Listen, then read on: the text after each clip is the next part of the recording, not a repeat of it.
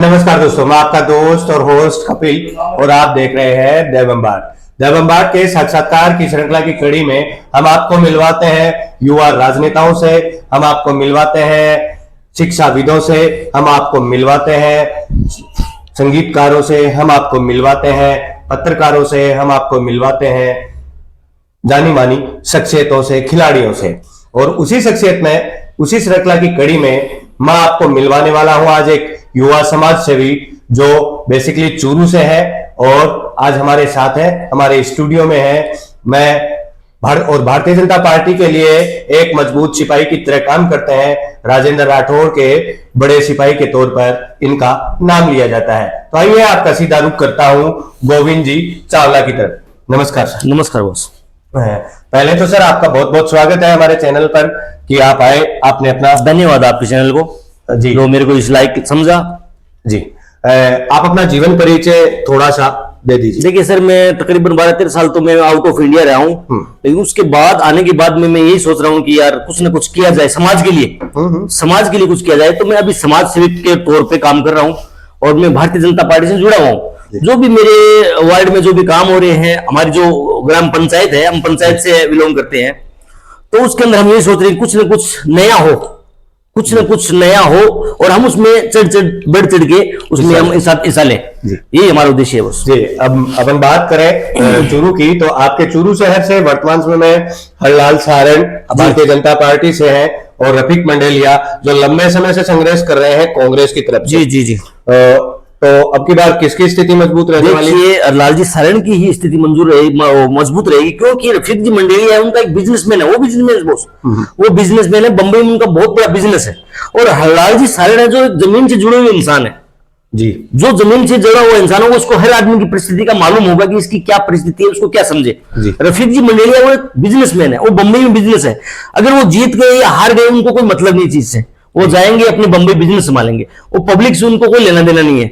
तो इसके लिए पब्लिक का जो रुझान है वो ये है कि आए और आए हरलाल सारण आए, तो ताकि गरीब आदमी की या जो भी मध्यम वर्ग का आदमी उसकी एक बात को समझे, उसकी बात को सुनाई दे, उसकी बात को हर तरीके हर एंगल से उसको समझे।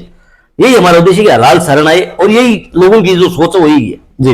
अपन देखें तो राजेंद्र राठौड़ आपके पुराने विधायक है और पहले आपके चूरू से लगातार चुनाव लड़ते आए हैं 35 साल से और सात बार विधायक रहे हैं, मंत्री भी रहे हैं।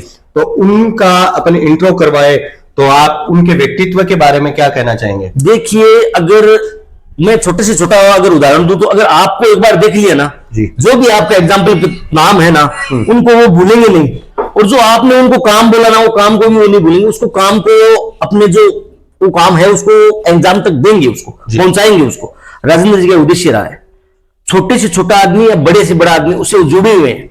राजेंद्र जी का कार्यकाल है जी। आप राजेंद्र राठौड़ से जुड़े हुए व्यक्ति हैं जी। राजेंद्र जी राठौड़ तारानगर से चुनाव लड़ रहे हैं। तारानगर भी एक हॉट सीट है, मुख्यमंत्री पद के दावेदार है राजेंद्र राठौड़। तो क्या इस बार आप तारानगर की ओर गए सर? सर्वे किया हमने। राजेंद्र जी एक बार पहले भी तारानगर से जीत चुके हैं जी। नेक्स्ट अभी उनको ये मालूम चला है कि कुछ परिस्थिति ऐसी है जो वहां की नहीं सुलझ पा रही है, इसलिए राजेंद्र जी को हम लोगों ने प्रेस किया कि आप राजेंद्र जी को हमने प्रेस किया कि आप तारानगर की सीट है उसको आप संभालिए, चूरू को हम लोग सपोर्ट करेंगे फुल। राजस्थान और राजेंद्र जी राठौड़ ये बोला हमने कि आप सिर्फ तारानगर को हैंडल कीजिए, हम आपके साथ में हैं जी। चूरू हम आपके पीछे हैं, चूरू अपना है जी। यही है। क्या आपको लग रहा है राजेंद्र राठौड़ की स्थिति मजबूत है? मजबूत है, बहुत मजबूत है, परफेक्ट है वो। ये अपन बात करें आपकी ग्राम पंचायत की, तो क्या आपका रुख रहेगा ग्राम पंचायत में सरपंच पद या पंच पद के लिए चुनाव लड़ने का?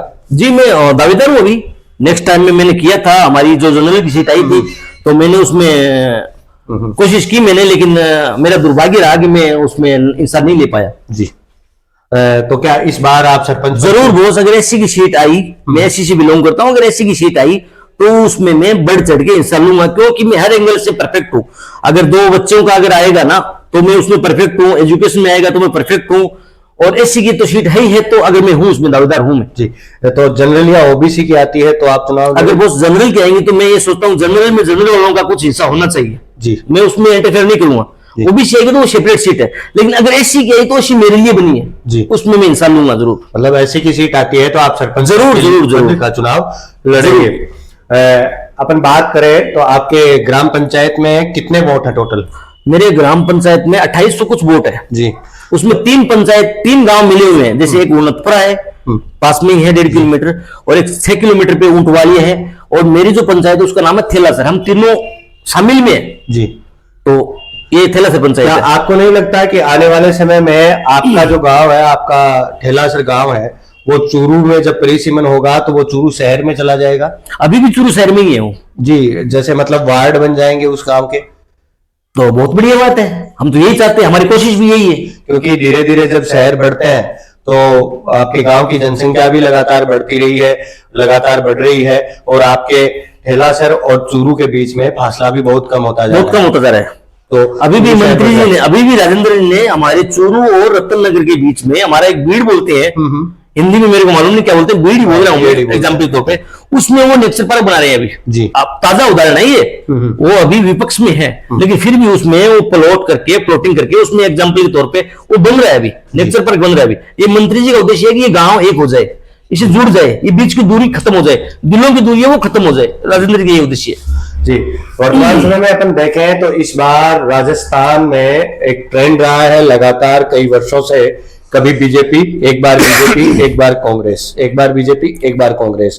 तो इस बार जो संयोग है वो भारतीय जनता पार्टी की तरफ बैठ रहा है, और भारतीय जनता पार्टी की तरफ जो संयोग बैठ रहा है तो क्या उसमें आपको लगता है कि भारतीय जनता पार्टी किसका चेहरा आगे करेगी मुख्यमंत्री के तौर पर? ये मैं नहीं बोल सकता अभी आपको, क्योंकि बहुत सारे नाम सामने आते हैं, बालकनाथ आता है, वसुंधरा राजे जी का नाम भी सामने आता है, राजेंद्र जी राठौड़ का नाम आता है, गजेंद्र सिंह शेखावत का नाम आता है, और कई बार सतीश पूनिया का नाम भी आया जाता है। मैं तो यही चाहूंगा कि राजेंद्र जी राठौड़ का है, क्योंकि वो ये राजनीतिक स्तर पे एक कंटिन्यू अगर 7 बार आई तो मामूली बात नहीं, छोटी सी बात नहीं है जी। हम लोग तो यही चाहेंगे, चूरू के जो बाशिंदे हैं, चूरू के जो रहने वाले हैं, वो यही चाहेंगे कि राजेंद्र जी राठौड़ है जो कंटिन्यू 7 बार आना एक मामूली सी बात नहीं है जी। तो हम तो उसी का चेहरा मुख्यमंत्री के तौर पे देखना चाहेंगे।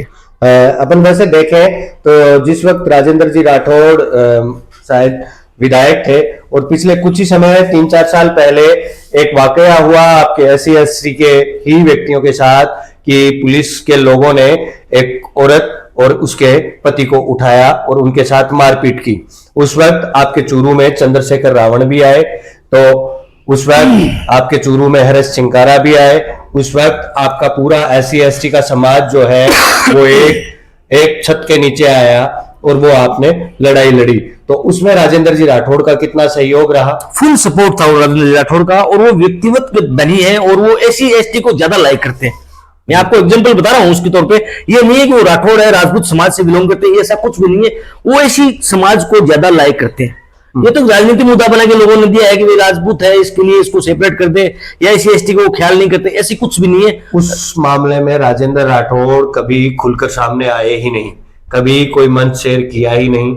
नहीं, ऐसी कुछ बात नहीं है। देखिए वो अंदर ही अंदर अपना काम किए हैं, उन्होंने फुल सपोर्ट किया SC/ST को, ऐसी कुछ भी नहीं है। तो धारणा है कांग्रेस वालों की, उन्होंने भ्रम फैलाया कि राजेंद्र राठौड़ सामने नहीं आए, खुल के सामने आए। अगर खुल के सामने नहीं आता तो वो परिवार कैसे चलता, उसको सांत्वना दी है, उसको ढांढस बनाया है, हर तरीके से राजेंद्र राठौड़ ने किया है। आप ही के समाज SC/ST के एक बड़े नेता चंद्रशेखर रावण, जो वर्तमान में इसी चुनाव में एक पार्टी उतारी आजाद पार्टी नाम से, उस पार्टी को कितना क्या बहुमत मिलेगा? देखिए मैं इसको नहीं मानता हूं। ऐसे मैं अपने घर में राजेंद्र राठौड़ रावण बना हुआ हूं और एक पार्टी बना ली। ऐसी थोड़ी पार्टी होती है पब्लिक की बनाई हुई। ऐसे थोड़ी अपने मन से कोई पार्टी बना ली और वो हो गए वो रावण हो गए, ये ऐसा नहीं होता है। पार्टी होती है पब्लिक की चुनी हुई होती है। जैसे बीजेपी है तो पब्लिक की चुनी हुई पार्टी है, राजेंद्र राठौड़ है तो पब्लिक का चुना हुआ वो प्रतिनिधि है। 35 साल से क्यों आ रहा है वो? क्योंकि पब्लिक का चुना हुआ नेता है, वो पब्लिक के दिलों में बसा हुआ है। तो अपन वैसे देखें तो चंद्रशेखर रावण के बारे में आपके क्या? मैं कुछ नहीं कह सकता, मैं SC से बिलोंग करता हूं और रावण भी SC को सपोर्ट करता है, लेकिन मैं विपक्ष में हूं इस बात के, क्योंकि वो भ्रम फैला रहे हैं और भ्रम के खिलाफ है। आप उनके साथ क्यों नहीं जाना चाहते? मैं यही बोल रहा हूं आपको, वो भ्रम फैलाने SC/ST को बांट रहे हैं, वो समाज को बंटवारा कर रहे हैं वो लोग, ये हम नहीं चाहते जी। अपन बात करें आपके चूरू की ही जी। चूरू के अंदर इतना विकास दिखाई नहीं देता। लोगों का कहना है, कांग्रेसी लोगों से जब हमारी मुलाकात होती है तो लोग कहते हैं कि इतना विकास दिखाई देता नहीं। सड़कें आज भी चूरू पिछड़े हुए इलाके में आता है, 7 साल तक कोई एक ही विधायक लगातार रहे, उसके बाद में वहां पर परिवर्तन होना जरूरी होता है। तो शहर में बदलाव होना जरूरी होता है, वो बदलाव लोगों ने महसूस नहीं किए। तो इसके बारे में आपका क्या मैं यही बॉस बोलूंगा कि यहाँ पे परिवर्तन सरकार हो रही है, कंटिन्यू अगर हमारी सरकार होगी तो हम लोग जो योजनाएं हैं उनको लेके आते हैं, उसके बाद में 5 साल में सरकार चेंज हो जाती है। तो हम चाह रहे हैं कि हमारी सरकार आए और हम लोगों का जो टारगेट है उसको हम पूरा करें। कौन सी ऐसी चीज है जो चूरू में नहीं है? हर चीज की सुविधा है चूरू के अंदर, हर चीज की सुविधा चूरू के अंदर है।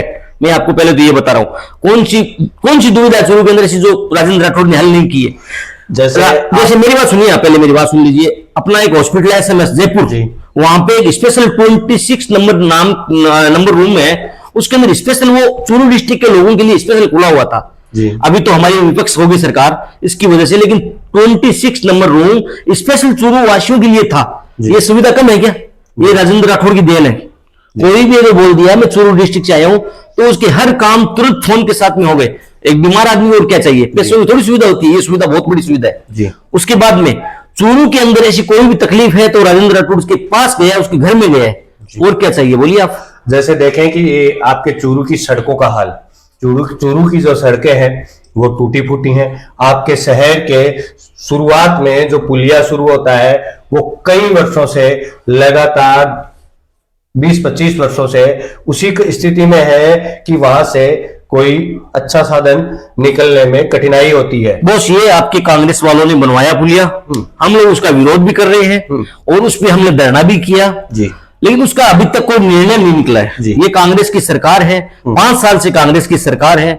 हम लोगों ने काफी इसका प्रयत्न किया कि इसका चेंज किया जाए, इसका कुछ न कुछ किया जाए, लेकिन वो लोग सुनाई नहीं कर रहे। उसका क्या किया जाए? राजेंद्र राठौड़ उसमें क्या करेगा ये बताइए, या चूरू की जनता उसमें क्या करेगी? विपक्ष में सरकार किसकी है? कांग्रेस की है। अभी राजस्थान के अंदर, राज्य के अंदर सरकार कांग्रेस की है, केंद्र में सरकार बीजेपी की है। बीजेपी अपना बजट दे रही है, लेकिन कांग्रेस को उसको क्यों नहीं कर रही है जी? क्यों नहीं यूज कर रही है? यही मैं बोल रहा हूं आपको जी। आप हमारे साथ जुड़े इसके लिए आपका बहुत बहुत धन्यवाद गोविंद जी। आपने चूरू की कुछ बातें की, उसके लिए आपका बहुत बहुत धन्यवाद।